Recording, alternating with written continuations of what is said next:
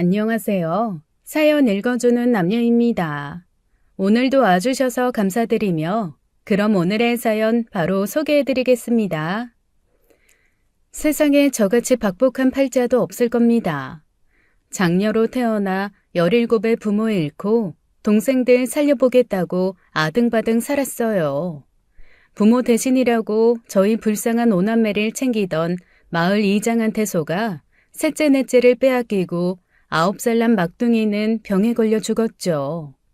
집 나간 둘째는 70이 넘은 지금까지 죽었는지 살았는지도 모르고 팔려간 셋째 넷째도 마찬가지입니다. 오남매 다복한 집에서 혈혈단신 혼자 남으니 간신히 붙들고 있는 생명줄이 팍 끊어져 버리는 것 같더라고요. 가족 하나 없는 세상에 나 혼자 살아 뭐하나 하고 정처 없이 떠돌다 이른 새벽산에 올라 나쁜 마음을 먹었습니다. 아버지 어머니께 남은 동생들 내 손으로 지키지 못하고 나도 지키지 못해 죄송하다 절 한번 올리고 바들바들 떨리는 손으로 나무에 끈을 매달았죠. 하루하루 사는 게 너무 버겁고 괴로웠기에 그저 빨리 편안해지고 싶다는 마음뿐이었지만 어찌나 서글프고 떨리든지 눈물이 주체할 수 없이 흘렀습니다.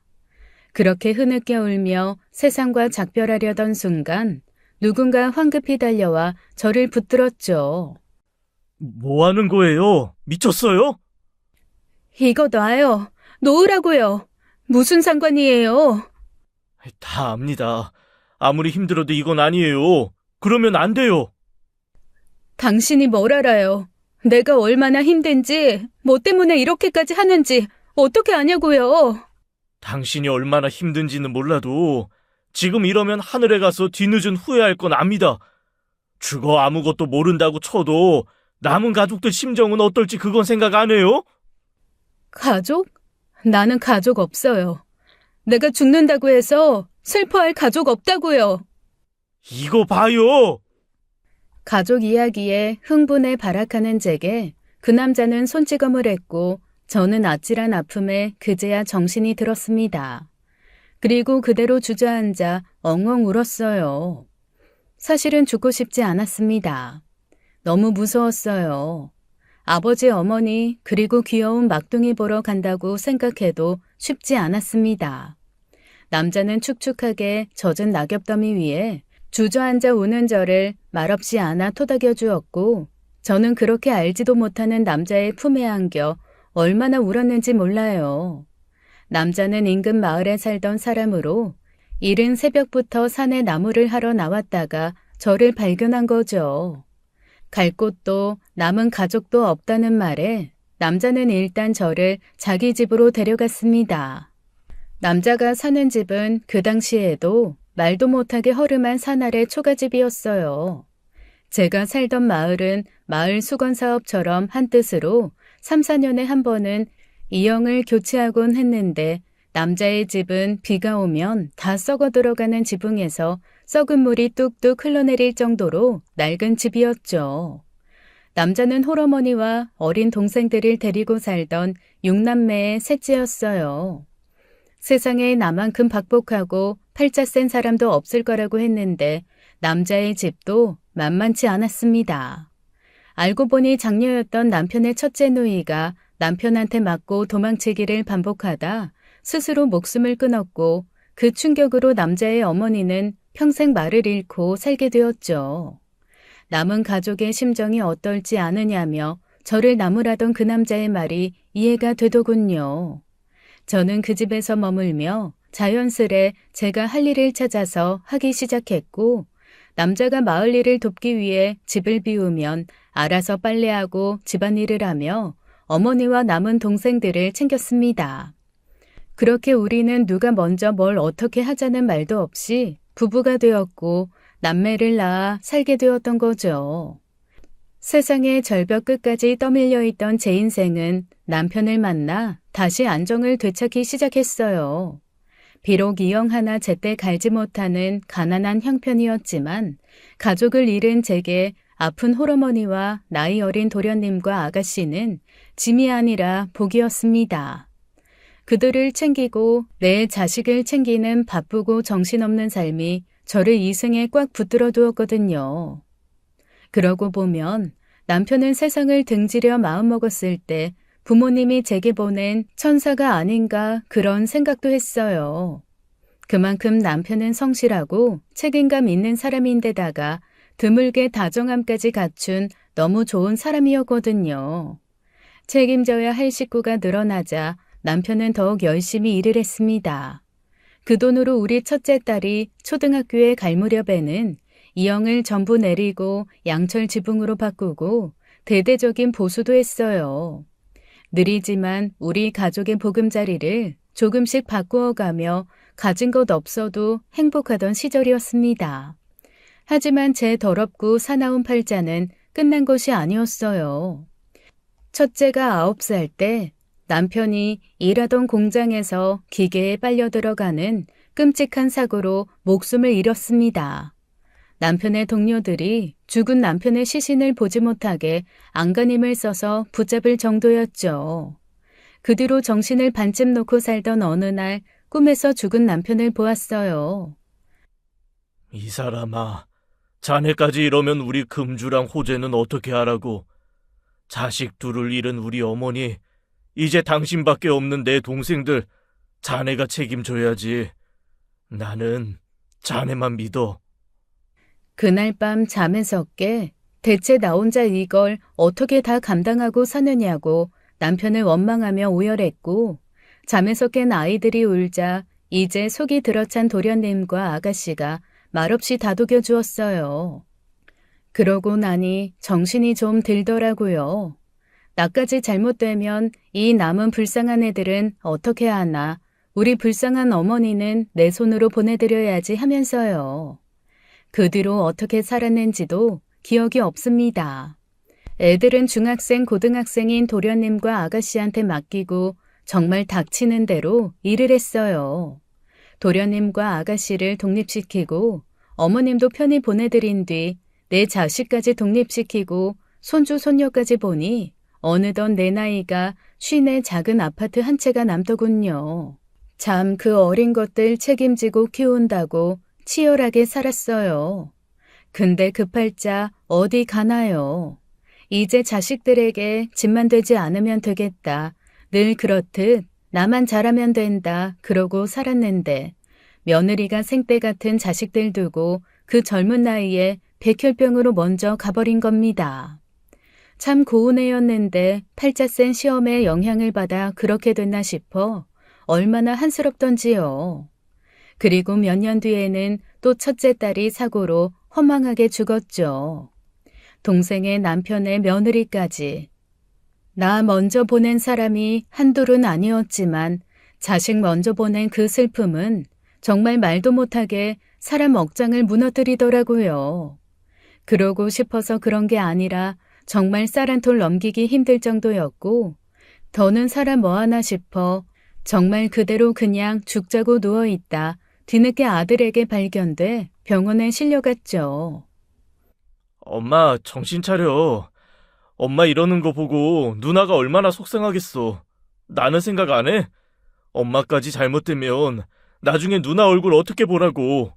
그 성격에 나한테 얼마나 지랄 맞게 굴겠어. 엄마 하나 지키지도 못한 멍청한 새끼라고 누나 있는 곳에는 발도 못 딛게 할 텐데. 호재야, 그냥 누나 있는 대로 갈란다. 우리 금주 보고 싶어서 숨도 못 쉬겠다. 그 짠한 거, 내가 돈이 없어 대학 가고 싶다는 거 대학도 못 보내주고 시집 갈 때 금반지 하나만 해달라는 거, 그거 하나를 왜 못 해줬을까 싶어. 너무 후회되고 미안해 죽겠어. 이제야 그런 후회하면 뭐해. 다시 대학 보내준다고 하고 금반지 해달란다고 누나가 살아 돌아와? 누나가 그런 거 바랄 것 같아? 정신 차려. 죽고 싶어도 죽게 내버려 두지 않는 아들의 호된 목소리에 병원에서 간신히 기운을 차렸습니다. 그런데 퇴원하고 나니 아들이 나를 자기 집에 데려가는 거예요. 나한테 한마디 상의도 없이 앞으로 같이 살자더군요. 하지만 저는 그게 내키지 않았습니다. 아들이 재혼한 지 얼마 되지 않아 가족이라고 하기엔 어색한 며느리 눈치가 보여서였어요. 아니나 다를까 며느리는 제 방문이 못마땅한 눈치였고 남은 방도 없는 집에서 꽂아 놓은 보릿자루처럼 거실에 앉아 있어야 했죠. 퇴원 후 그 하루를 머무는데도 숨이 다 막히는데 앞으로 여기서 어떻게 사나 싶어 아들에게 말했습니다. 나 그냥 집에 보내다오. 하루를 살더라도 내 집에서 편하게 살고 싶어. 안 돼. 불안해서 엄마 혼자 못 두겠어. 게다가 엄마 무릎 아플 때면 아무것도 못하고 끙끙 앓으면서 혼자 어떻게 지내려고 해. 전에는 누나가 한 번씩 봐줬다지만 나는 그럴 시간도 없고. 나는 내가 알아서 해. 네 처랑 상의도 안 된 것 같은데 이렇게 무턱대고 데려오는 거 아니다. 먼저 간 선이면 모를까. 지금 네 처랑 나는 고부라고 하기도 못하잖아. 가족이 되려면 그런 불편함은 감수해야지. 앞으로도 그렇게 대면대면 살 거야. 그 사람한테도 잘 말해놨으니까 걱정하지 마. 젊은 날 내 기구한 팔자 자식들에게 물려주지 않는다고 일하면서 몸은 성한 구석이 없었어요. 특히 시장에서 일할 적에 한겨울 빙판길에 미끄러져 왼쪽 무릎을 심하게 다쳤는데 제때 치료하지 못해 그 나이가 되니 다리를 절게 될 정도로 문제가 심각해졌죠. 젊어서야 파스로도 버티고 찜질에서도 버텼지만 나이 드니 병원을 밥 먹듯이 가게 되고 어느 날은 무릎이 통증이 너무 심해 코앞에 화장실 가는 것도 일이라 바지에 실수하는 날도 있었죠. 자식들 손에 붙들려 병원에도 가봤지만 이미 고질병으로 자리 잡은 무릎은 고치기보다는 잠시간 통증을 잊게 해주는 치료가 전부였습니다. 아들은 제 처지를 핑계 삼아 자기 집에 붙들어 놓으려고 했겠지만 만난 것도 한 손에 꼽을 만큼 불편한 새 며느리와 한 집에 살려니 심적으로 너무 힘들더라고요. 대놓고 눈치 준 적은 없다지만 한 번씩 집이 좁아졌다느니 생활비가 늘었다느니 하는 소리를 듣고 제가 편히 있을 수도 없었고요. 제가 돌아가겠다고 고집을 부리니 아들이 성을 내며 가만히 있는 며느리를 잡더라고요. 나 하나 남은 가족이다. 엄마 마음 편하게 해드리는 게 그렇게 어려워? 내가 뭘? 나 아무 말도 안 했어. 내가 말 안 한다고 모를 줄 알아? 당신 은근슬쩍 어머니 눈치 보게 만드는 게 눈에 보이는데. 누가 눈치를 줬다 그려? 그냥 좀 불편한 거지. 네 식구 살다 5식구 됐는데 아무리 한 명이라지만 식구 늘어 불편하다고 하는 걸 눈치를 줬다고 해? 그리고 왜 당신은 어머님만 생각해? 어머님 방 내어주고 지혜랑 한 방 쓰게 된 은주는 어떻고? 그럼 엄마더러 거실 생활하라고 해? 당신 어머니면 그런 말 할 수 있겠어? 어머님 듣고 계시는데 이런 말 죄송스럽지만 툭 까놓고 말해서 엄마 돌아가시면 엄마 살던 집도 내가 물려받을 텐데 이 정도도 못해? 당신이 양심 있으면 그거 생각해서라도 좀 배려하고 참아. 아들 성정에 내 재산이 욕심나서 저를 데리고 사는 건 아니었어요. 막말로 제가 아파트에서 혼자 있다 죽는다고 내 재산이 아들 재산이 안 되나요? 괜히 콩고물 떨어지기만 기다리지 말고 최소한의 도리라도 하라고 애둘러 한 말이었죠. 그렇게 저는 아들만 원하는 합가 생활을 하게 된 겁니다. 그러니 하루하루가 얼마나 불편하고 가시방석이었겠어요. 며느리는 아들 눈치 보며 그래도 최소한의 도리를 하려고 하긴 했는데 제가 보기엔 며느리는 애초에 사람 됨됨이부터 부족한 애였습니다. 재혼 자리에 뭐 얼마나 알아보고 허락했을까요? 애딸린 호래비가 된 내 아들이랑 함께 살아준다고 하니 그저 고맙다 했던 거죠.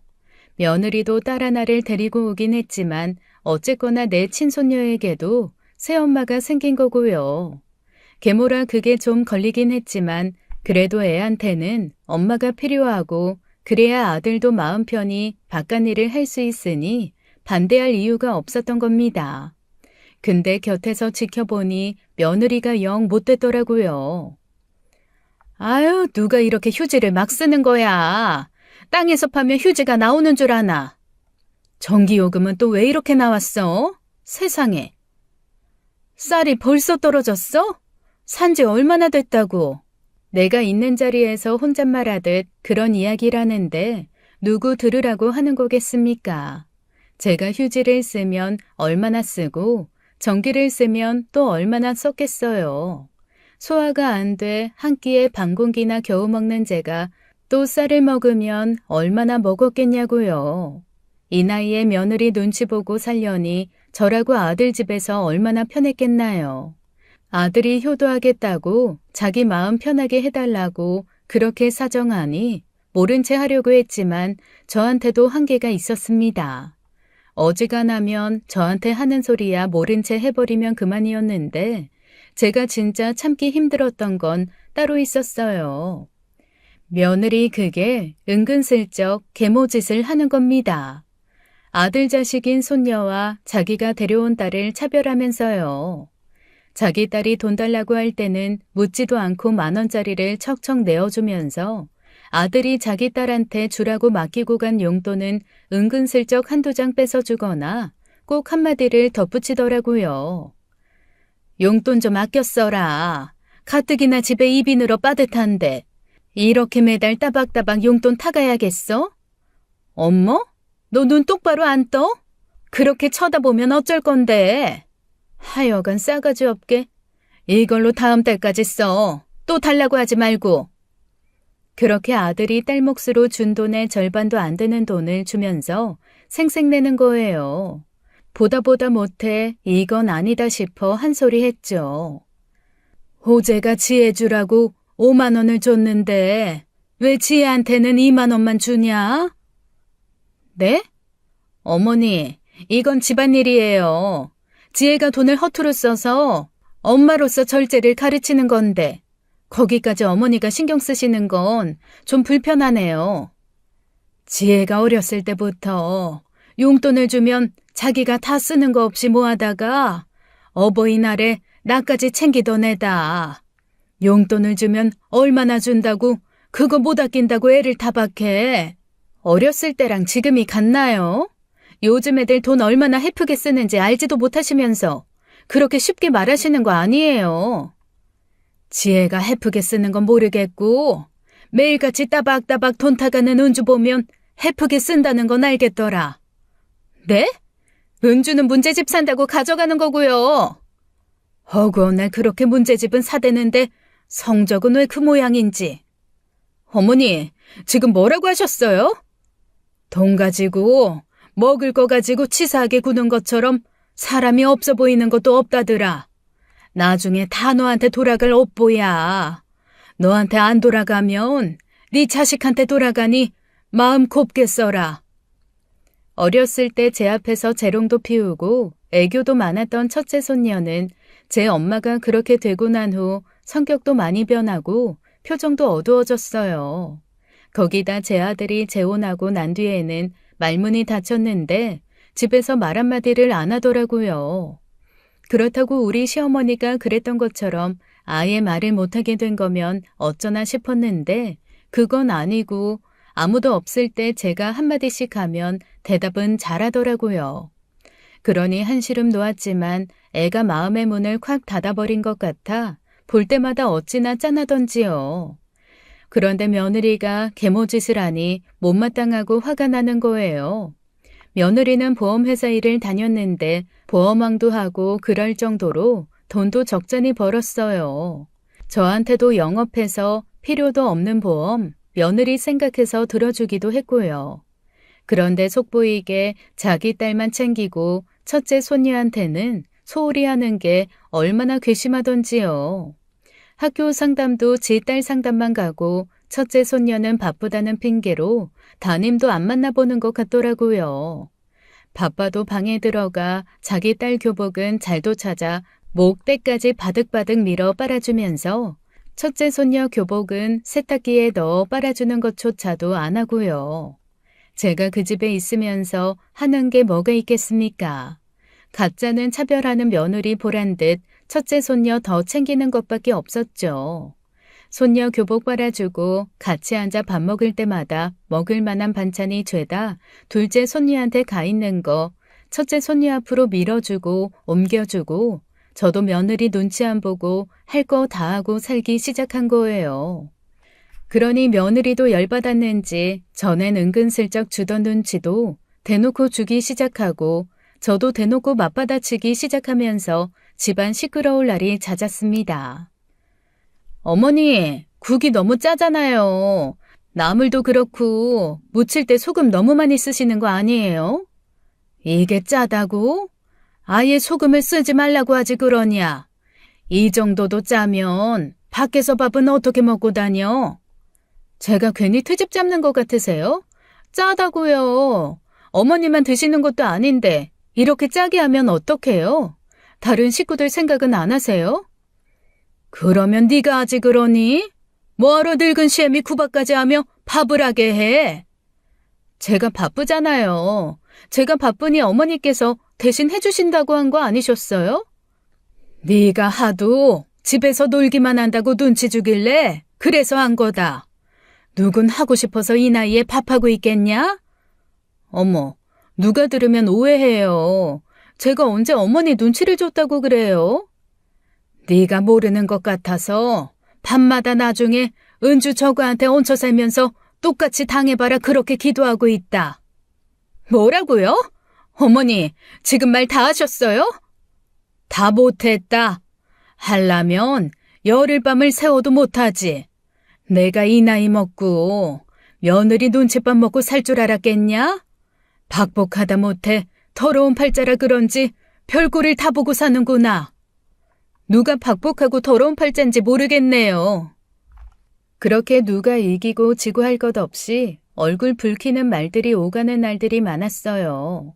아들 앞에서는 눈치껏 서로 참는 날이 많았지만 아들 없는 날엔 그렇게 서로 한마디를 안 지고 싸웠죠. 싸우는 것도 지겹고 어떤 날은 저놈의 입을 콱 깨매버렸으면 좋겠다 싶게 열받는 날도 많았지만 그나마 다행이다 싶은 것은 그러면서 첫째 손녀의 마음이 많이 열렸다는 것이었습니다. 한마디도 하지 않고 방에 틀어박혀 있던 날이 많았는데 내가 저 대신 싸워준다고 생각했는지 저를 찾아오는 날도 많았고 같은 방 쓰는 의붓동생이 불편해 내 방에 와서 공부하는 날도 많았어요. 그래서 아예 저는 손녀에게 제 방으로 옮겨 같이 지내자고 했죠. 은주가 불편하면 할미랑 같이 이 방에서 지내자. 할미 코도 안 골고 공부할 때 방해 안 되게 조용히 자마. 할머니는 자고 있으면서 할머니가 자면서 코 고는지 안 고는지 어떻게 알아? 지금까지 나한테 코 곤다고 하는 사람 한 명도 없었는데? 네 증조 할머니도 그랬고 네 할아버지도 그랬고 너네 고모도 아빠도 그런 소리 없었어. 증조 할머니는 말 못하셨다며. 그랬지. 그래도 코를 골면 옆에서 툭툭 치면서 깨우지. 할머니는 누가 제일 보고 싶어? 응? 예전에 엄마가 돌아가시기 전에 그랬어. 할머니는 사랑하는 사람들을 너무 많이 잃어서 잘해드려야 한다고.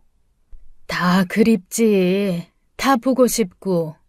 어떻게 된 게 꿈에서 한번 보기도 그렇게 힘들어. 원래 진짜 사랑하는 사람들은 꿈에서 보기 힘들대 할머니. 왜? 죽어서라도 보고 싶으면 찾아와야지. 산 사람들은 죽은 사람 잊고 살아야 더 잘 살아진대. 죽은 사람 붙들고 살면 슬픔도 오래가서 앞으로 나아갈 수가 없댔어. 그래서 우리 엄마도 내 꿈에 안 나오는 것 같아. 날 너무 사랑해서 앞으로 나아가라고. 제가 그 집에 들어간 후로 손녀가 그렇게 마음을 터놓고 이야기한 적이 없었습니다. 그 어린 나이에 벌써부터 그렇게 속이 꽉 들어찬 소리를 하니 기특하기보다는 안쓰러웠죠. 저만큼이나 그 아이 마음을 아는 사람이 어디겠어요. 부모도 잃어봤고 가족의 남편 그리고 며느리의 자식까지 잃어본 제가 그 아이 마음을 알지 못하면 누가 압니까? 그날 애를 품에 꼭 안고 그래도 내가 아직 살아갈 이승의 끈이 남아있구나 싶었습니다. 그래 아가, 엄마가 네 꿈에 나타나지 않아도 다 지켜보고 있으니 잘 살아야 돼. 알겠지? 내가 너 하나는 어떻게든 지켜주마. 누가 누굴 지킨대? 이제 내가 할머니 지켜줘야지. 내가 어떻게든 할머니 지켜줄 테니까 할머니야말로 나만 믿어. 그렇게 우리는 서로 기댈 수 있는 사이가 되었고 며느리 눈치, 계모 눈치에서 벗어나 서로의 벗이 되었어요. 손녀가 제 방으로 방을 옮기니 며느리도 둘째 손녀도 좋아하더라고요. 진작 그렇게 해야 했는데 아들 눈치 보여 그러지 못했다며 속이 다 시원하다고 하더군요. 그 말이 너무 고가워서 벼르고 있다 아들이 있는 자리에서 대놓고 그랬어요. 아들이 출장으로 일주일간 집을 비우게 된 날이었습니다. 남편 눈치 본다고 개모짓 하기 힘들었는데 이제 일주일간 너만 노났구나. 네? 어머니 무슨 말씀이세요? 이제 네 맘 놓고 맛있는 거 시켜서 너랑 은주만 먹고 둘이서만 백화점 쇼핑도 하고 그럴 거 아니냐. 어머니, 지금 백화점 같이 안 가드린다고 그러시는 거예요? 어머니 무릎도 안 좋아서 화장실도 겨우 가시면서 무슨 백화점에 서운해하세요? 그래, 너는 무릎도 안 좋아 화장실도 겨우 가는 나한테 매일 저녁 반찬 만들라고 시켰냐? 그거야 어머니께서 바쁜 저 대신 해주시겠다고 하신 거잖아요. 그래, 그래서 네가 내 생각한다고 다리 아파 반찬 못하는 날엔 피자인지 뭔지 시켜다가 너랑 은주만 먹고 그랬냐? 왜 말씀을 그렇게 하세요? 지혜 저건 배 아프다고 해서 그런 말 냈고 어머니는 밀가루 소화하기 힘들다고 하셔서 말씀 안 드린 것뿐이에요. 효부 났다 효부 났어. 그렇게 내 생각해서 먹어보라 말도 안 하고 지들 배만 싹 채우고 말았냐? 어머니, 지금... 그만! 지금 못 들라는 거야? 여보, 지금 어머니께서... 당신도 그만해. 엄마 상대로 말대답하면서 뭐 하는 거야? 버르장머리 없게. 그럼 아침부터 이렇게 황당한 이야기 하는데 내가 참아? 말도 안 되는 트집을 잡고 계시는 거잖아. 말이 안 되긴 말이 되니 팔끈하는 게지. 엄마도 그만해. 애들 앞에서 왜 그래 유치하게. 유치해도 어쩌냐. 처지가 서글퍼서 이렇게라도 안 하면 속이 터져 못 살겠다. 제발 나 마음 편하게 좀 해주라. 내가 그동안 말을 안 해 그렇지. 엄마랑 이 사람 싸우는 거 하루 이틀이야? 어떻게 하루를 그냥 넘어가는 날이 없어. 싸울만 해서 싸우는 거고 할 말이 있어서 하는 건데 너 마음 편하자고 나는 다 참으며 살아야 한다 이거냐? 이럴 거면 왜 같이 살자고 했어? 이게 모시고 사는 거냐? 내가 쟤를 모시고 사는 거지. 나는 못 살겠다. 이럴 거면 나 그냥 집에 가게 해다오. 내가 지혜 데리고 나가서 살 테니 그렇게 하자. 그럼 나도 편하고 쟤도 편할 일인데 얼마나 좋아. 제가 그렇게 이야기를 하니 며느리는 기회다 싶었는지 제 남편을 쳐다보더라고요. 그 말을 얼마나 기다렸겠습니까? 마음 같아선 객식구 같은 저와 첫째 손녀를 하루라도 빨리 내쫓고 싶었겠죠. 그런데 제가 제 발로 나가준다고 하니 얼마나 신이 날 일이었겠어요. 저도 이렇게 지긋지긋한 싸움을 하느니 굳은 일을 하며 살더라도 첫째 손녀 데리고 나가 사는 게 낫다 싶었죠. 그런데 아들이 안 된다는 겁니다. 말도 안 되는 소리 하지 말고 그만해. 뭐가 말도 안 되는 소리야? 지혜 때문에 그러냐? 너만 가끔 와서 지혜랑 시간 보내주면 될 거 아니야. 네 딸이 이 집에서 계모 눈치 보고 사는 것보다 그게 낫잖아. 나가서 어떻게 사실 건데. 그 몸으로 또 식당 나가 일이라도 할 거야? 무릎 때문에 제대로 걷지도 못하면서 어딜 나가서 누굴 키우면서 살아. 종일 앉아 인형 눈깔 붙이고 봉투를 접더라도 그렇게 사는 게 낫다. 인형 눈깔 붙이고 봉투 접어 뭐 얼마나 볼 건데. 겨우 엄마 입에 풀칠이 나겠지. 이제 막 커야 되는 지혜한테 매일같이 고기 반찬 사주며 키울 수 있어? 엄마 제발 내 마음 좀 편하게 해주라. 어? 내가 지혜 하나 제대로 못 먹일까 봐? 내가 무릎이 부서져도 내가 알아서 키울 거다. 오늘 당장 나갈 테니까 그렇게 알아. 가긴 어딜 가. 어차피 가봤자 그 집 없어. 뭐? 그게 무슨 말이냐? 엄마 집 없다고. 그니까 그게 대체 무슨 말이냐고? 엄마 집 내가 넘겼어. 돈이 필요해서 은행에 담보대출 받았었어. 그 돈 갚기 전까진 엄마 집에 못 가. 그게 무슨 말이야? 내 집으로 담보대출을 받았었다니. 최호재, 너 지금 무슨 소리를 하는 거야? 그 집이 어떤 집인데? 그 집이 어떤 집인데? 필요해서 썼다고. 그러니까 허튼 생각하지 마. 가봤자 없으니까. 지인의 권유에 초대박 날 주식이 있다고 해서 그 소리 듣고 제 집으로 담보대출을 받은 거였습니다. 내가 아들을 너무 믿고 모든 걸 아들에게 맡긴 것이 독이 되었죠. 여차하면 내 집으로 가면 된다는 생각으로 버틴 건데 이제 정말 오도 가도 못한 신세가 되니 허탈하더라고요. 어쨌거나 아들이 쓴 돈이니 며느리에게 네 남편 때문에 이렇게 된 거다 하며 눈치 볼 필요는 없었지만 앞으로 저 얼굴을 계속 보고 살아야 한다는 게 답답하고 막막하더라고요. 둘째 손녀는 첫째와 2살 터울로 제 엄마와 편을 먹긴 했어도 그렇게 질이 나쁜 애까진 아니었습니다.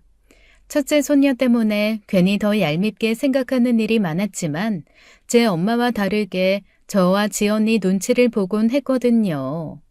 지금 생각하면 둘째는 너무 어렸고 나쁜 제 어미 때문에 의붓 언니와 할머니를 어떻게 대해야 하는지 몰랐던 거죠. 첫째 손녀는 둘째를 좋아하지는 않았는데 그게 계모의 딸이기 때문이기도 했지만 손버릇이 안 좋았어요.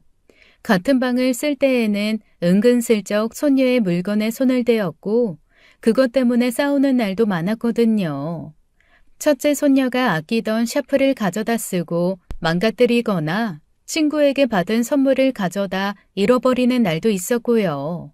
그걸로 화를 낼 때마다 며느리는 자기 딸 편에 서서 그까짓 물건으로 애의 기를 죽인다고 얼마나 혼을 내던지요.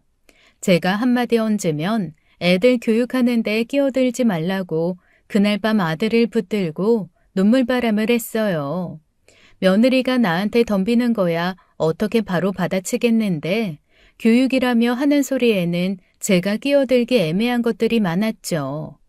그나마 방을 따로 쓰기 시작하면서 그런 문제가 잠잠해지나 했는데 둘째가 저도 첫째도 없는 사이에 방에 들어와 또 첫째 물건에 손을 댄 겁니다. 하필이면 죽은 며느리가 남긴 유품이나 다름없었던 목걸이를 가져간 거예요. 애가 늘 몸에 지니고 있다가 씻을 때만 가끔 빼곤 했는데 그 사이에 그걸 가져간 겁니다. 뒤늦게 알게 된 큰애가 화가 나서 둘째를 몰아붙이는데 살면서 애가 그렇게 화를 내는 건 처음 봤어요. 여지껏 싸우더라도 논리적으로 따져 묻기만 했던 앤데 다짜고짜 달려가서 애 머리채를 잡더라고요. 이건 큰일 났다 싶어 저도 첫째를 붙들고 말릴 정도였고요. 어딨어? 내 목걸이 어딨어 이 도둑년아? 아, 이거 놔? 이거 놓으라고. 말 안 해? 이래도 말 안 해? 아! 놓으라고. 아프단 말이야. 지혜야, 잠깐 이거 놓고 말해라, 응? 하지만 이미 이성의 끈을 놓은 첫째 손녀는 내 말이 들리지 않는지 그저 비명만 지르며 원하는 대답을 하지 않는 둘째 손녀를 밀쳐서 넘어뜨리고 마구 때리기 시작했습니다. 마치 오래 묵었던 화를 전부 토해내기라도 할 기세로 잡아뜯고 때리고 둘째도 맞고 방어만 하다 안 되겠는지 첫째 머리채를 잡고 난리도 그런 난리가 없었죠.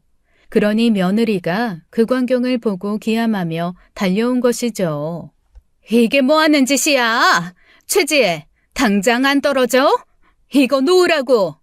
며느리는 그 사이를 비집고 들어가 간신히 둘을 떼어놓고는 벼랑간 첫째 뺨을 내리친 겁니다. 미쳤어? 어디다 손을 대? 감히! 나를 쳤어? 지금 나를 쳤어? 그러자 첫째 손녀는 온 힘을 다해 둘째 뺨을 후려쳤고 화가 난 며느리가 다시 손을 들자 눈 하나 깜짝하지 않고 그러더라고요. 때려봐 어디? 나한테 손대기만 해. 내가 당신 딸한테 똑같이 해줄 테니까. 이게 미쳤나? 며느리는 다시 첫째 손녀에게 손찌검 했고 첫째 손녀도 지지 않고 둘째한테 다시 덤벼들었죠. 그 광경을 보니 아주 어질어질 하더라고요. 감히 내 앞에서 날 무시하고 업신여기는 건 알았지만 어떻게 내 앞에서 내 손녀한테 손찌검을 합니까? 저도 참지 못하고 있는 힘 없는 힘을 다해 며느리 머리채를 잡고 밀어 넘어뜨렸어요. 그러더니 악다구니를 지르더라고요. 차마 손녀한테 했던 것처럼 나한테는 손대기 어려운지 분해서 온몸을 바들바들 떨면서요. 애들 일에 끼어들지 말랬잖아요. 무슨 사정인지 알지도 못하면서 지혜부터 다그치는데 내가 참아야 하냐? 네 딸이 도둑고양이 마냥 내 방에 들어와서 지 엄마 목걸이를 가져갔는데 그럼 눈이 안 돌아? 그까짓 목걸이 그냥 달라면 그만이고 없어졌으면 사달라면 그만이지. 어디 감히 내 딸한테 손을 대? 어머니는 절더러 제 딸 편만 들면서 편애한다고 하지만 어머니는 안 그런 줄 아세요?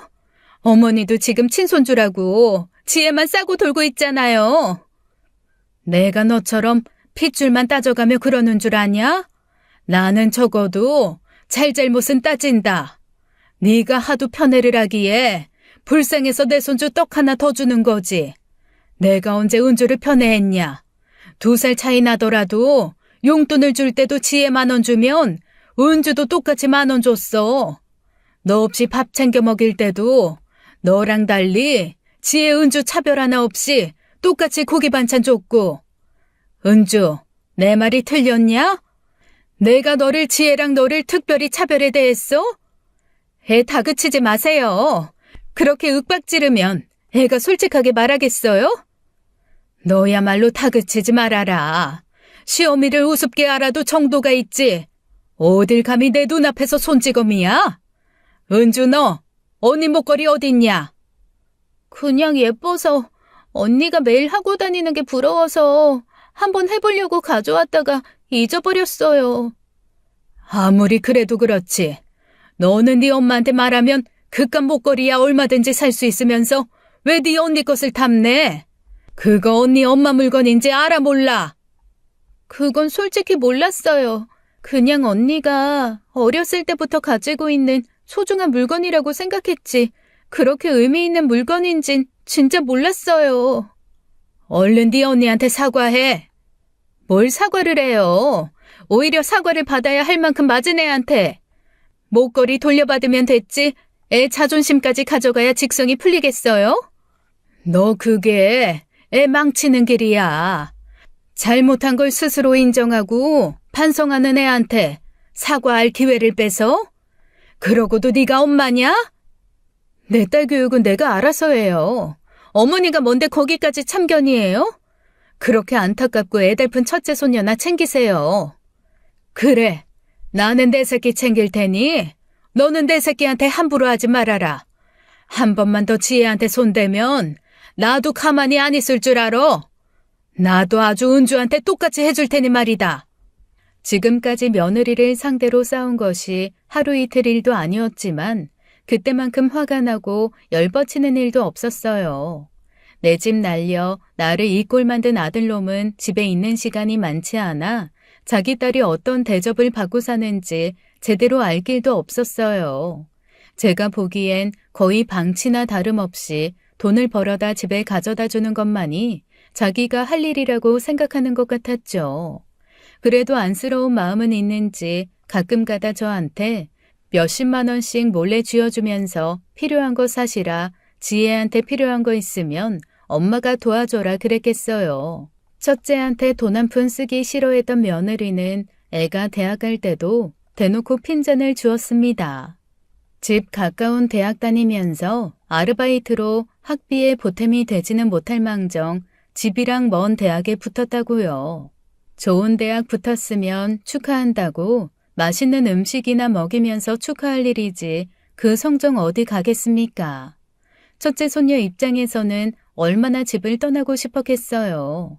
공부하는 동안에도 저한테 넌지시 그랬었어요. 할머니는 나 없이도 혼자 잘 지낼 수 있겠어? 나 대학 가면 말이야. 내가 대학 멀리 가버리면 할머니 혼자 남아서 어떡해? 그런 걱정은 하지도 말어. 내가 은주 엄마랑 싸우는 일이 어디 하루 이틀이야? 하도 싸우다 보니 어지간한 일로는 웃기기만 하더라. 할미 걱정하지 말고 하고 싶은 거, 배우고 싶은 거 하러 훌훌 떠나야 해.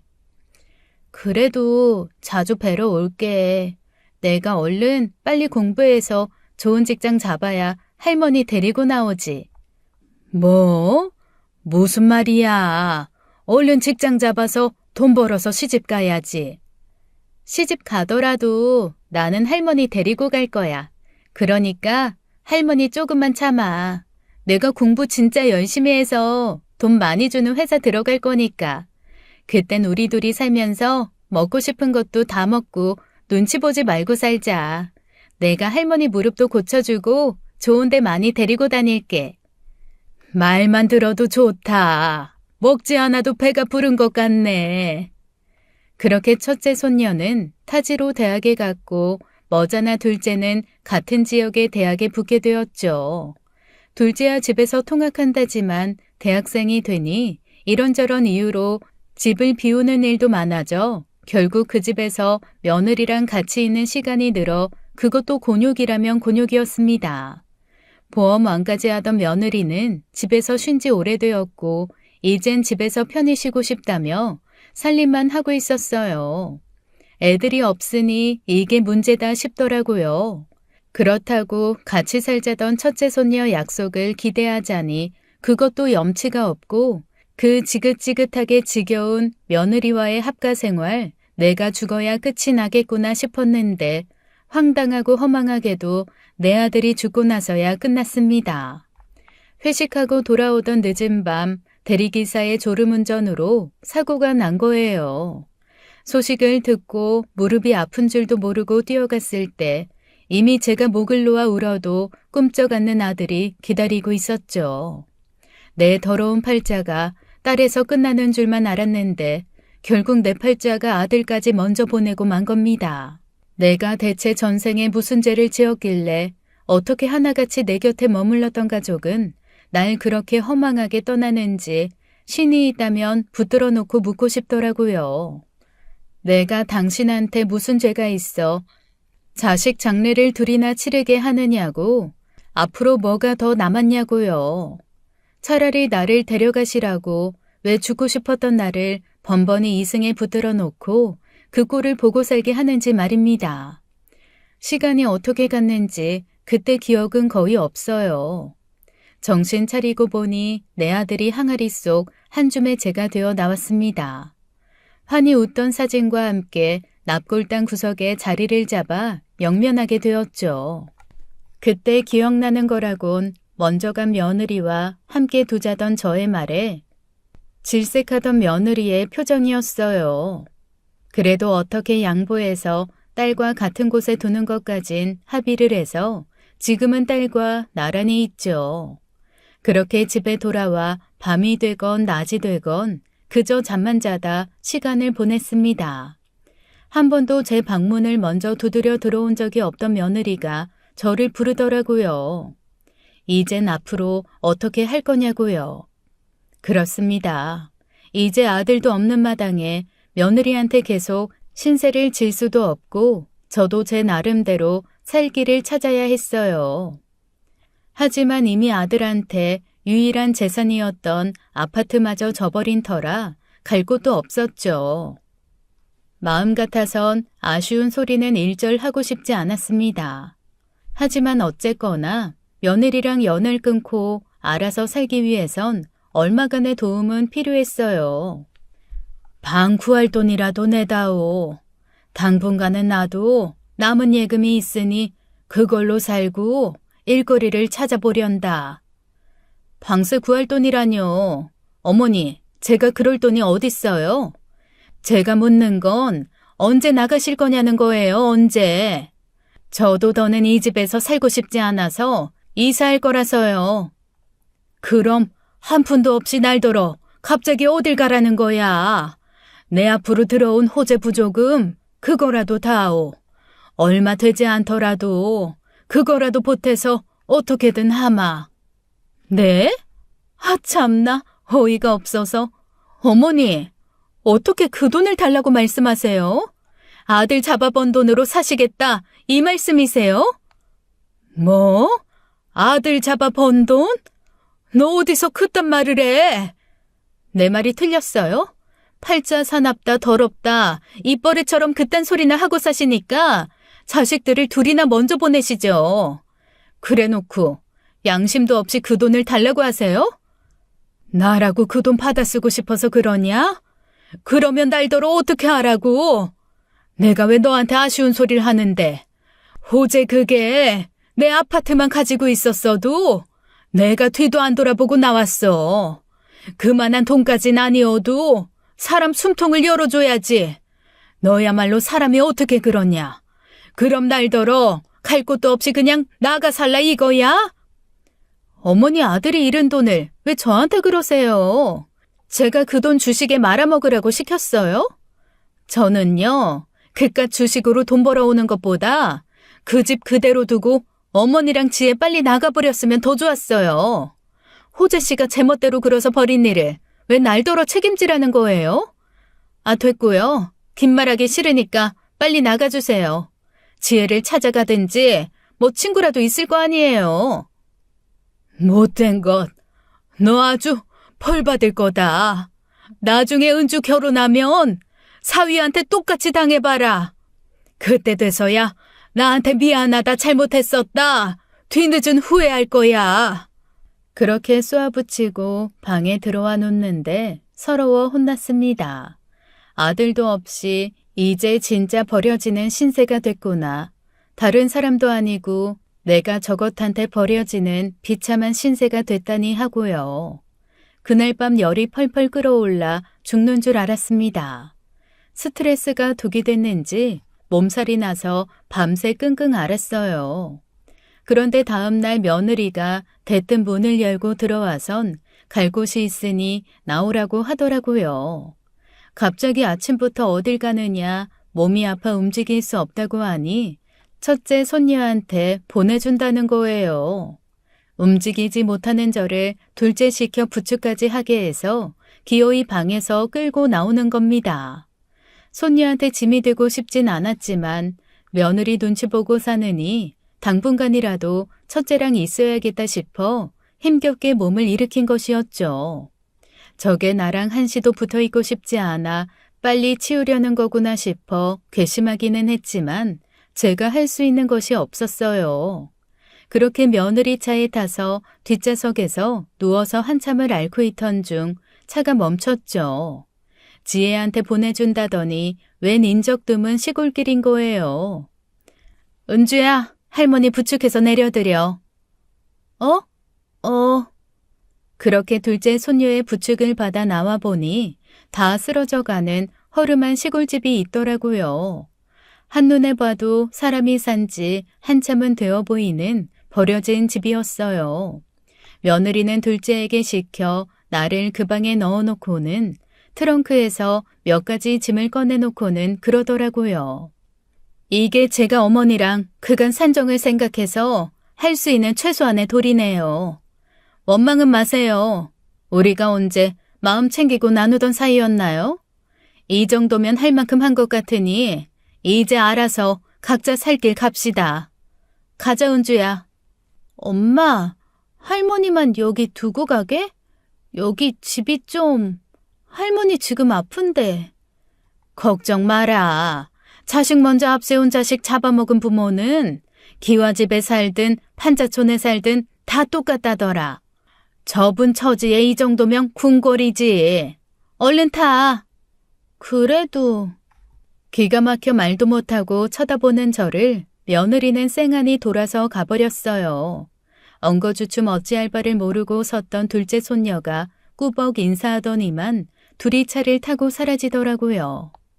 버려진 집에 저 혼자 덩그러니 남았고 며느리는 제 옷가지가 든 가방 1개, 이불 1채와 버너, 라면과 햇반 몇 개가 든 상자를 놓고 간 거였습니다. 주변에 붙어있는 집도 없이 여기가 어딘 줄도 모르겠더군요. 외지고 낯선 곳에 혼자 남으니 무서웠어요. 첫째 손녀한테 전화를 하려 했는데 핸드폰도 없었습니다. 핸드폰이야 늘 목에 걸고 다녀서 몸에 지니고 있었는데 뺀 기억도 없이 며느리 차에 빠졌는지 없는 거예요. 그야말로 막막한 상황에 몸도 좋지 않은 상황이라 일단 가방에서 낡은 옷 하나를 꺼내 빨아서 묵은 먼지를 닦아내고 이불을 깔았습니다. 벽에도 먼지가 있을 만큼 말도 못하게 더러운 집이었지만 바닥을 닦는 것 이상으로 할 수 있는 힘이 없었어요. 그렇게 찬 기운이 든 바닥에서 며칠을 앓았는지 모릅니다. 그래도 살아야겠다 싶어 햇반과 라면으로 버티는 것도 하루 이틀이었어요. 생라면 씹어 먹을 힘도 없을 정도로 기력이 다했을 때쯤 누군가 찾아왔죠.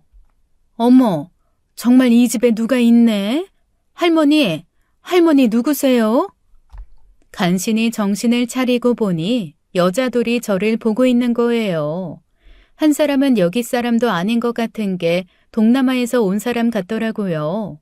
알고 보니 그 외국에서 온 여자가 자기 밭일을 하러 오고 가다 외딴 곳에 떨어진 이 집에 사는 저를 발견한 거죠. 웬일이래. 순덕이 할머니 죽고 나서 버려진 지 오래된 집인데. 할머니, 순덕이 할머니 알아요? 할머니, 제 말 들리세요? 나 밥 좀 줘요. 밥이요? 할머니, 밥 못 드셨어요? 그래서 힘이 없어요? 아유, 응우예나 가서 밥 좀 가져와라. 반찬 몇 가지 해서. 죽고 싶은 마음뿐이었는데 사람을 보니 그래도 살고 싶었는지 밥 달란 소리부터 나오더라고요. 그 여자는 사람을 시켜 내게 밥을 가져다 주고 기력을 찾는 동안 쉬지 않고 이런저런 이야기를 해주더라고요. 이 집 할머니가 죽은 지가 3년 전인데 그 후로 자식들도 나몰라라 한 집이라 사실상 버려진 거라고요. 보통 이런 집들은 욕심 있는 자식들은 푼돈이라도 받고 팔든지 아니면 시에 그냥 넘기는데 이 집은 팔았단 소리도 넘겼단 소리도 없었는데 누군가 살고 있다고 하니 무슨 일인가 싶어 와봤다고 했습니다. 오랜만에 따뜻한 밥을 먹고 나니 기력을 좀 찾게 됐고 그제야 그간 이런 사연이 있었다고 하고 제 이야기를 했어요. 마을 여자들은 내 말에 하나같이 분개하며 어떻게 사람의 탈을 쓰고 그런 짓을 할 수 있냐며 혼쭐을 내줘야 한다고 했죠. 그러면서 어떻게든 나를 도와주겠다고 다 같이 내가 머문 집을 청소도 해주고 밥도 가져다 주었어요. 얼마나 감사하고 고마운지요. 내가 완전히 기력을 되찾자 첫째 손녀라도 찾아주겠다고 나섰는데 그때 저는 완전히 당황하고 말았습니다. 마을 여자들이 손녀의 이름이나 살던 집이든지 뭐라도 이야기를 해달라고 하는데 말이 안 나오는 거예요. 할머니, 손녀 이름이요. 어디 회사인지는 알아요? 우리 지혜인데 어디 다닌다 분명 말은 해줬는데 기억이 안 나요? 아유, 그럼 어째. 회사라도 알면 금방 연락이라도 닿을 텐데. 경찰서에 신고하는 게 낫겠지? 살던 동네 가면 방법이 있겠지. 이미 이사한다고 했다며. 이미 이사가 버렸으면 어떡해. 그래도 손녀 찾으려면 거기라도 가는 게 낫지. 어떻게 물어보다 보면 소식이 닿지 않겠어? 손녀가 찾아올 수도 있고. 그래, 그게 낫겠어. 할머니, 그럼 어디서 오셨어요? 살던 집 주소는 알아요? 알지. 내가 거기서 몇 년을 살았는데. 그러니까 거기가 어디냐면, 거기가 당황스럽게도 기억이 안 나는 겁니다. 마을 사람들이 나를 돕겠다고 해서 뭐든 말하려고 하는데 머릿속에 하얀 안개가 들어차기라도 한 듯 손녀 이름 말고는 기억나는 게 없었어요. 심지어 나를 더 당황하게 한 것은 내 이름도 기억나지 않는다는 거였죠. 나이 들어 잠깐 깜빡한 경우는 있어도 이렇게까지 기억을 못한 적이 없었는데 싶어 너무 당혹스러웠어요. 결국 경찰도 기억이 없는 제게 해줄 수 있는 게 없었고 기억이 날 때까지 그곳에 머무를 수밖에 없었습니다. 마을 사람들이 시에 연락을 해줘서 도시 사는 사람들이 시골까지 와서 집을 더 깨끗이 청소해주고 나를 보살펴주긴 했어요. 하지만 그것도 하루 이틀이지 사람들의 도움을 받아 첫째 손녀와 만날 수 있겠거니 했던 희망이 사라지니 정말 하루하루 사는 게 너무 지옥 같았습니다.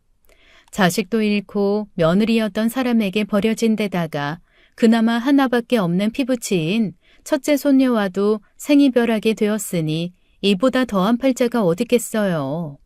매일같이 눈물로 지새우며 조금만 기다려달라 같이 살자던 첫째 손녀를 그리워했습니다.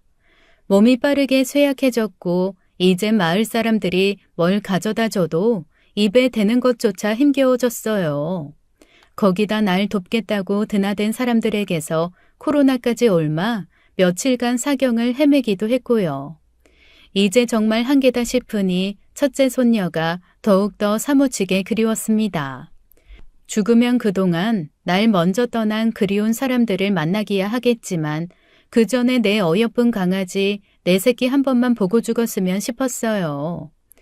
내가 이렇게 연고도 없는 곳에서 가버리면 내 새끼는 나를 어떻게 찾아오나 싶었죠. 어렸을 때 엄마 잃고 아빠 잃어 혈육 하나 없는 건 나나 저나 마찬가지인데 말이에요. 내 새끼 불쌍해서 어쩌나요. 흐르는 눈물을 닦지도 못하고 산송장처럼 드러누워 그저 죽을 날만 기다리는데 어디선가 그리운 우리 첫째 손녀 목소리가 들리더라고요. 할머니, 할머니! 아, 그래도 신이 나한테 죽기 전 하나는 주는구나. 내 새끼 목소리는 듣고 가게 해주는구나 싶던 순간 갑자기 내 품에 뭔가 와락 안겨들더라고요. 할머니, 나야. 나 알아보겠어? 할머니, 눈 좀 떠봐. 나왔어. 지혜 왔어. 할머니! 지혜야. 나야 할머니. 나 지혜야. 나 왔다고. 그러니까 눈 좀 떠봐. 꿈이면 사라질까 눈도 못 뜨고 있다. 간절한 손녀 목소리에 저도 모르게 눈을 떴습니다. 그런데 세상에 눈앞에 그토록 그리워했던 내 첫째 손녀가 있지 뭐예요. 정말로 내가 꿈에서나 그리던 내 귀한 손녀가 맞았습니다. 어머, 정신 차리셨네. 손주 보더니 정신 차리셨어. 할머니, 정신이 들어? 나 알아보겠어? 응, 지혜야. 내 손녀. 아이고, 내 강아지. 할머니 미안해. 내가 너무 늦게 와서 너무 미안해. 정신을 차린 내 품에 안겨 엉엉 우는 손녀 뒤로 둘째 손녀가 모습을 드러냈습니다. 금방이라도 울 것 같은 얼굴로 엉거주춤 서서 저를 바라보고 있더라고요. 둘째 손녀를 보자마자 어떻게 된 일인지 대충 예상은 되더라고요. 제가 간신히 손을 뻗어 둘째 손녀에게 내밀자 그제야 천천히 다가와 제 손을 잡고 고개를 푹 숙이며 그랬어요. 죄송해요, 할머니. 제가 언니한테 빨리 연락했어야 했는데 이렇게 될 때까지 제가 말을 안 해서 저 때문에. 아니야. 고맙다, 은주야. 고마워. 지혜 데려와줘서 고마워. 그렇게 마을 사람들까지 한바탕 눈물바다를 이루고 난 후 둘째 손녀에게서 진실을 들을 수 있었습니다. 저를 이 집에 두고 가서 둘째 손녀는 오랫동안 괴로웠다고 해요. 다 죽어가는 할머니를 외딴 집에 두고 오는 게 제 손으로 할머니를 버린 것 같아 견딜 수가 없었답니다. 며칠간은 제 엄마를 설득해 보기도 하고 싸워보기도 했지만 꿈쩍도 하지 않아 자기가 뭘 어떻게 해야 할지 모르겠다 싶었다고 해요. 그러다 놀라운 사실을 알게 됐는데 며느리가 고향으로 내려가 이사하겠다고 하면서 둘째 손녀한테 집을 줬답니다. 앞으로 거기서 살면서 학교 다니면 된다고요. 엄마가 무슨 돈이 있어 집을 샀나 하고 봤더니 그 집은 산 게 아니라 제 집이었던 거예요. 아들이 주식 투자로 날린 줄 알았던 집이 사실은 전세로 내놓고 계속 가지고 있던 거죠. 며느리가 말하길 살아생전 아들이 집이 있다고 하면 제가 그 집으로 가버릴까 봐 저를 붙들어 두려고 거짓말을 한 것이었다고 합니다. 내가 그 집에서 어떻게 살아? 거기 할머니 집인데. 내가 니네 할머니 모시고 산 세월이 얼만데. 나도 그 집에 대한 지분이 있어. 그냥 살아. 그래도 돼. 할머니 살아계시잖아. 내 손으로 할머니 놓고 왔어. 할머니 돌아가셨을 수도 있어. 그래, 그러니 하는 말이잖아. 돌아가셨음 다행이지만 그게 아니더라도 곧 돌아가실 건데 네가 그 집에서 살아도 아무 문제 없다고. 엄마, 어떻게 그래? 아무리 할머니가 싫어도 그렇지. 어떻게 그렇게까지 해? 엄마? 얘 좀 봐. 얘, 너 지금 할머니 편 들어? 그거 몇 년 살았다고 네가 무슨 그 사람 손녀라도 된 줄 알아? 친손녀 아니더라도 같이 산 세월이 있고 엄마는 언니 차별해서 키웠지만 할머니는 나 대놓고 차별한 적 없어. 그래도 나한테 잘해주셨는데 내 손으로 그분 놓고 오게 하고 이렇게까지 해야 돼? 내가 어떻게 그 집에서 살아? 야야, 살기 싫으면 살지 마. 배가 불렀네 아주. 내가 널 어떻게 키웠는데 그딴 소리를 해. 그러면서 대단한 효자 납셨다고 딸 잃고 혼자 남은 자기 엄마 죽을까 봐 평생 모시고 산 아들을 빈정거리는 며느리의 말에 둘째 손녀는 결심했답니다. 아무리 자기 엄마라지만 아닌 건 아니라고요. 그래서 그 길로 몇 번이고 고민하다 첫째 손녀에게 연락했답니다. 둘이 어렸을 때 치고받고 싸우긴 했지만 자라면서 둘째가 첫째 눈치도 많이 보면서 그렇게 나쁘진 않았어요. 그렇다고 서로 연락하고 친자매처럼 사는 사이는 아니어도 번호 정도는 가지고 있어 다행이었죠. 첫째 손녀는 안 그래도 저와 연락이 안 되던 차라 저 나름대로 수소문하고 있다가 둘째 손녀의 연락을 받고 정신없이 찾아온 거였습니다. 둘째 손녀는 제 앞에서 무릎을 꿇고 사과를 했지만 저는 며느리를 도저히 용서할 수 없더라고요. 첫째 손녀와 함께 마을 사람들의 배웅을 받아 살던 곳으로 돌아왔고 저는 천천히 기력과 더불어 잊어버렸던 기억도 되찾기 시작했습니다. 치매가 왔으면 어쩌나 전전긍긍했는데 병원에서도 치매라고 보긴 어렵고 큰 충격과 쇠약해진 기력 때문에 생긴 일시적인 증상이라고 했어요. 거기다 며느리한테 복수를 해주고 싶은데 뭘 어떻게 해야 하나 하던 중 병원비 보험 청구를 하려다가 제 앞으로 제가 알지 못하는 보험이 있다는 사실을 알게 됐죠. 며느리가 보험회사에 다녔을 때 저한테 말도 없이 들어놓은 사망보험들이었어요. 전과 같은 기력을 찾고 보니 무서울 것도 하나 없었습니다. 며느리는 고향에 내려가 친구네 카페 일을 돕고 있었어요. 그래서 바로 그 카페로 찾아가 행패를 좀 부려줬죠.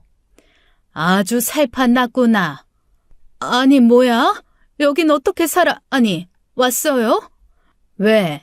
금방이라도 저 세상 갈 것 같았던 내가 나타나니 이게 무슨 일인가 싶지? 당장이라도 죽었음 싶어. 아픈 첫남편 엄마를 폐가에 버리고 왔는데 이렇게 떡하니 살아 돌아오니 귀신이라도 본 것 같냐?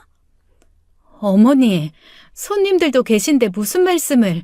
아하하, 어머니가 치매기가 있어서 좀. 뭐 치매? 참나. 왜 이제 나를 미친 사람으로 몰기라도 하려고? 어떻게 인간이 그럴 수가 있냐. 친자식 아니라고. 계모 노릇하며 새파랗게 어린애를 상대로 기싸움하며 지 자식이랑 차별해서 키우더니 남편 죽었다고 병든 시어머니를 내쫓아? 내가 너 가만히 둘 것 같아? 이게 대체 무슨 행패예요? 이거 엄연히 영업방해예요. 경찰에 끌려가고 싶어요?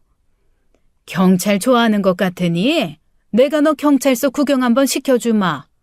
나는 너 가만히 두지 않을 거다. 나야 이까진 일로 경찰서 가도 그만이고 감옥을 가더라도 상관없어. 변호사가 그러더라. 네가 한 짓 엄연히 방임이라고. 어쩌면 살인미수까지도 볼 수 있댔으니 너 좋아하는 경찰 아주 실컷 보겠구나. 무슨 말씀이세요? 살인미수라니. 나는 어머니 살 길 열어준 거예요. 거기서 잘 사시라고 햇반이며 라면이며 이불까지 넣어드리고 왔는데 무슨 살인미수예요? 열이 펄펄 끓어 혼자 걷지도 못하는 나를 거기다 두고 고작 햇반이랑 라면, 이불 좀 넣어놨다고 네 죄가 사라질 것 같아? 변호사 만나고 이미 고소장 다 준비해놨어. 기다려라.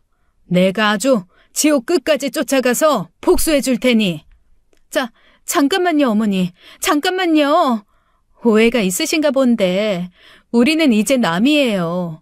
어머니를 가족으로 부양할 의무가 없다고요. 너 그거 아냐? 은닉. 나는 생전 그렇게 어려운 말을 들어본 적이 없는데 지혜가 그러더라. 남의 물건이나 재산을 감추는 걸 그렇게 표현한다고. 내 아파트는 은닉해서 네 딸한테 내어주려고 했으면서 남이 네 나를 부양할 의무가 없어 두고 간 거다 이거냐?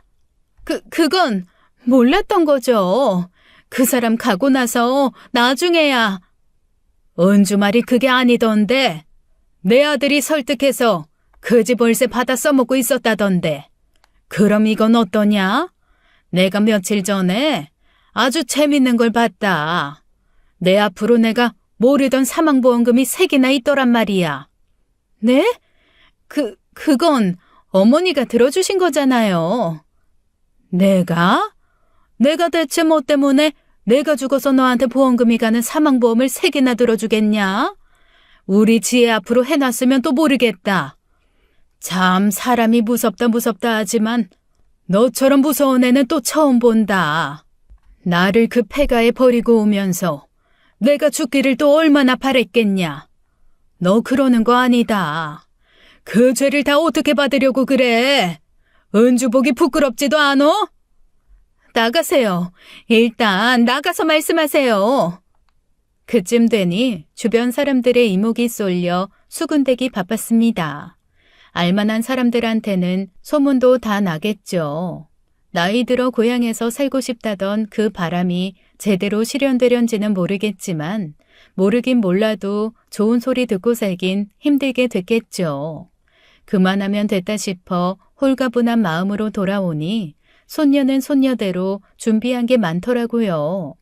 첫째 손녀는 바로 보험회사에 신고하고 항의했고 바로 며느리를 상대로 보험 사기로 소송을 걸었습니다. 그뿐만이 아니라 제 집도 되찾아 그동안 제 집으로 취했던 부당이익 반환 소송도 했고요. 살인미수라는 강한 표현을 쓰긴 했지만 변호사는 실질적으로 그걸로 처벌받긴 어려울 수도 있다더라고요. 제 앞으로 사망보험을 3개나 들어놓았으니 물론 입증하기 어렵겠지만 며느리도 버려진 집이긴 하나 마을이 있으니 누구라도 도움을 줄 거로 생각했다고 주장했습니다.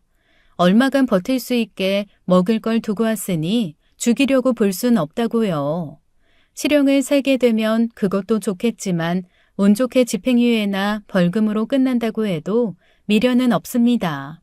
그럼에도 그렇게 강하게 나간 것은 이재와 며느리한테 돈이나 형벌로 처벌받게 하고 싶은 마음 때문이 아니었어요. 제 집도 되찾았고 그 집 팔아 돈 버는 손녀와 함께 살게 됐는데 다 늙어 돈으로 아쉬울 것도 없었고요. 어떻게 보면 돈으로 해결할 수 있는 것만큼 쉬운 것은 없죠. 그 무거운 소송 과정에서 조금이나마 빈집에 버려진 채 남았던 그 끔찍한 마음고생을 좀 해보라고 한 것입니다. 사람이 하루하루 피가 말라 간다는 것이 어떤 기분인지, 구렁텅이에 빠져 누구도 구해주지 않을 거라는 그 두려움을 느껴보라고요. 그러더니 감히 저한테 선처를 해달라 연락해 오는데 가짜나서 전부 무시하고 변호사 통해 말하라고 해뒀습니다. 걸린 게 한둘이 아니라 어쨌거나 실형이든 벌금이든 물게 되겠지만 그 사이 저도 하루아침에 늙는다는 게 어떤 기분인지 알게 되겠죠. 이제야 좀 홀가분해졌습니다. 그저 제 더럽고 사나운 팔자의 비극을 이대로 끝내고 증손녀 얼굴 보고 가는 게 꿈이라면 꿈이에요. 수많은 가족을 앞세워 서글펐던 내 팔자에 그 작은 꿈이 이루어지길 부디 바라봅니다. 지금까지 사연 읽어주는 남녀였습니다. 끝까지 시청해주신 여러분 감사드리며 저희는 다음 사연으로 돌아올게요. 감사합니다.